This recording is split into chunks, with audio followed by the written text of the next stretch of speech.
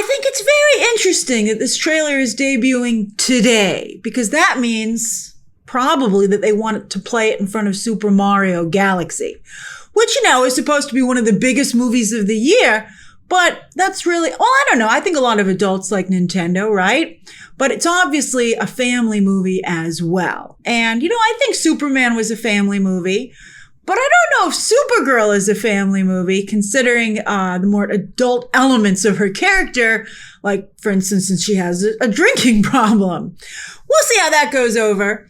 I'm curious to see if it feels more like its own thing instead of just Guardians of the Galaxy 4. I was thinking about this yesterday. I think it's so weird that they are adapting a source material that had such a unique and wonderful visual style, and they totally threw it in the trash to make something that is not, at least so far, hasn't seemed at all unique. All right, let's take a look at it. Let's see how this is. It's long. It's almost 3 minutes. Okay, here we go. It does have a cute dog in it. Okay.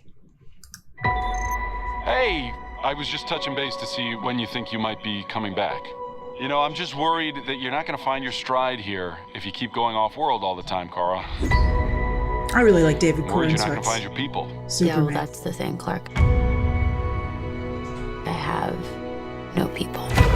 Just a dog.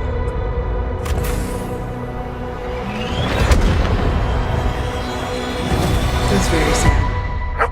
I'll miss wherever you are, buddy. Aww.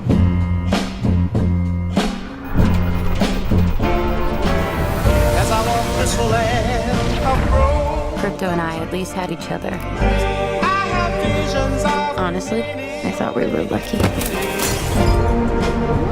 But luck, almost by definition, runs out.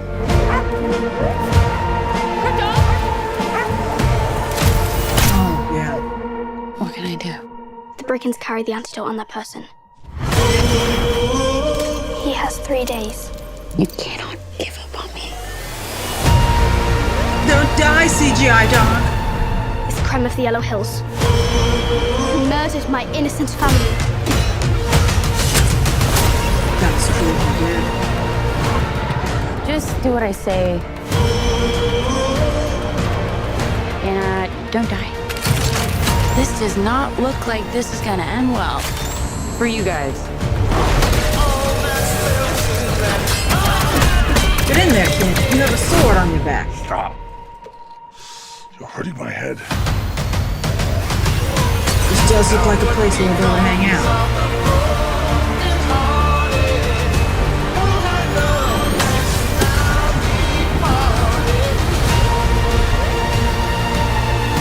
Revenge.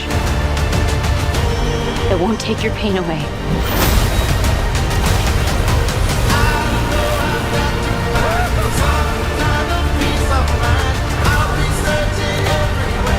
James Gunn does pick good music. Technically, he's Your not. eyes are beautiful when you cry. A lot of pain, a lot of suffering. The guy looks like pain personified, I will say. There's Maybe no that's home the without point. you, buddy.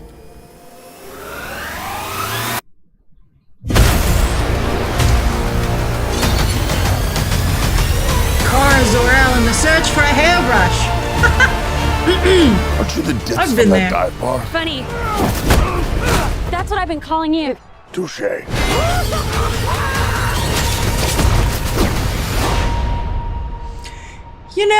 The comic book is a really beautiful story about whether or not revenge will bring you peace.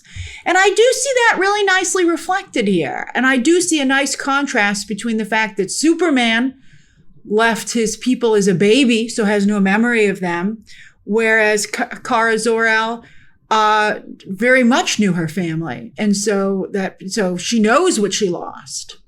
And that creates a very big difference between the two of them.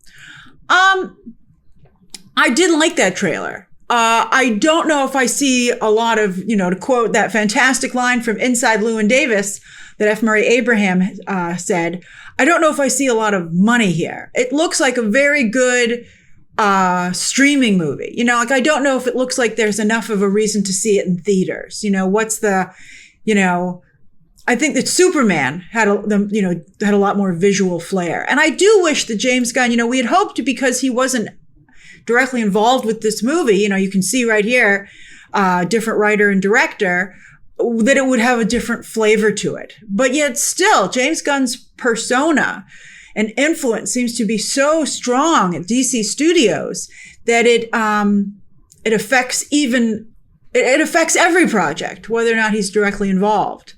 From, you know, picking this. I mean, why can't this movie have a score? Why does it have to have like the same situation of all of James Gunn's projects?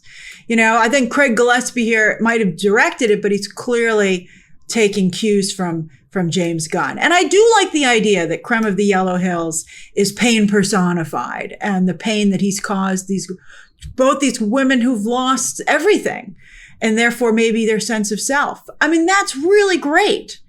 But I think that the uniqueness of the message is undercut by the derivativeness of the visuals and the style. So, but again, I liked it. And, you know, I have been thinking that maybe Millie Alcock wasn't well cast, but I really liked her performance in this trailer. So I think, basically the way I would categorize this is, I think I'm going to enjoy this movie, but I don't see, you know, I think it's a similar situation to Thunderbolts. And Thunderbolts, of course, went on to be the least successful of the very unsuccessful Marvel 2025 movies. It does seem to fit with Thunderbolts. I don't think there was a strong messaging in the Marvels, but, you know, there's a little similarity there too. And I have to tell you, for a movie that's supposed to take place in space, it does feel still very earth grounded. You know, it doesn't create the beautiful, magical, far out worlds that the original comic book did, that this is based on. So what did you think? What did you think? How does it look to you? Share your thoughts down below. Subscribe today. Thank you for watching with me. And of course, as always, you can check out some more videos right now.